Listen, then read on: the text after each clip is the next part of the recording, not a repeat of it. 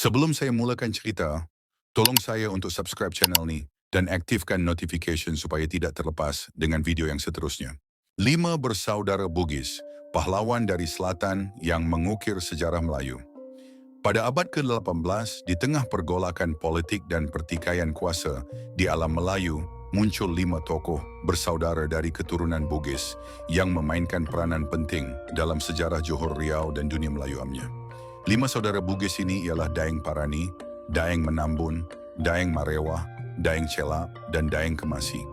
Mereka adalah anak kepada Daeng Rilaka dan Uputen Ribong Daeng Rilaka dari Sulawesi Selatan. Keturunan Bugis terkenal dengan semangat merantau, kecekapan dalam peperangan, dan kepimpinan yang tinggi. Kehadiran 5 bersaudara ini telah mengubah lanskap politik Johor Riau secara menyeluruh. Kisah mereka bermula di tanah asal mereka di Luwu, Sulawesi Selatan, ketika konflik perebutan kuasa di kalangan kerabat diraja menyebabkan pergolakan. Daeng Parani sebagai anak sulung terlibat dalam perang saudara yang menyebabkan beliau terpaksa melarikan diri ke semenanjung tanah Melayu bersama adik-beradiknya. Mereka membawa bersama semangat Bugis, kecekalan dan cita-cita untuk menegakkan keadilan serta mencari pengaruh di wilayah baru. Setibanya mereka di Johor, mereka menyaksikan empayar Johor Riau Pahang Lingga sedang mengalami kemelut dalaman selepas kemangkatan Sultan Mahmud Shah II. Pemerintahan Johor waktu itu berada di ambang perpecahan dengan munculnya pelbagai kuasa seperti pembesar tempatan, raja kecil dari Siak, dan campur tangan asing yang ingin mengambil kesempatan. 5 bersaudara Bugis ini telah menawarkan khidmat mereka kepada bendahara Johor untuk membantu menumpaskan pemberontakan raja kecil yang mendakwa dirinya sebagai anak Sultan Mahmud.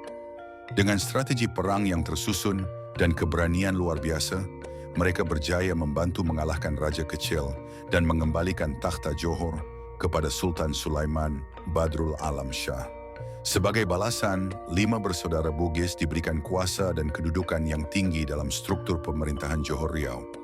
Daeng Marewah dilantik sebagai Yang di-Pertuan Muda, Yam Tuan Muda, yang pertama di Riau pada tahun 1722, sebuah jawatan yang sangat penting dan setaraf dengan Perdana Menteri.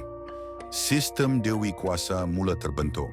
Sultan berketurunan Melayu memerintah secara simbolik, manakala kuasa pentadbiran, harian dan ketenteraan terletak di tangan Yam Tuan Muda yang berketurunan Bugis.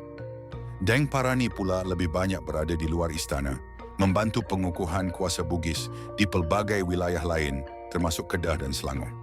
Keberaniannya sebagai panglima perang sangat digeruni. Beliau terbunuh dalam satu pertempuran di Kedah, namun legasinya diteruskan oleh adik-adiknya. Daeng Cela, tokoh yang penting dalam pewarisan kuasa Bugis, berkahwin dengan anak Sultan Sulaiman dan melahirkan Raja Haji Fisabilillah, seorang lagi tokoh besar dalam sejarah Melayu. Daeng Menambun pula menjadi pemerintah di Sambas, Kalimantan, dan mengembangkan pengaruh Bugis di sana. Kewujudan 5 saudara ini menandakan kemunculan satu kuasa elit Bugis dalam sistem pemerintahan Johor Riau. Walaupun membawa kestabilan, sistem ini turut mencetuskan konflik dalaman antara golongan Istana Melayu dan Bugis. Wujud rasa tidak puas hati dan kebimbangan bahawa pengaruh Bugis terlalu dominan, terutama dalam hal ehwal politik dan ekonomi. Namun begitu, sumbangan mereka terhadap ketamadunan Melayu tidak boleh disangkal. Di bawah pemerintahan Yam Tuan Muda Bugis, pelabuhan Riau menjadi pusat perdagangan yang maju. Riau juga muncul sebagai pusat intelektual Islam dan kesusasteraan Melayu. Keturunan mereka seperti Raja Ali Haji menjadi pelopor kepada pembangunan bahasa dan penulisan Melayu moden.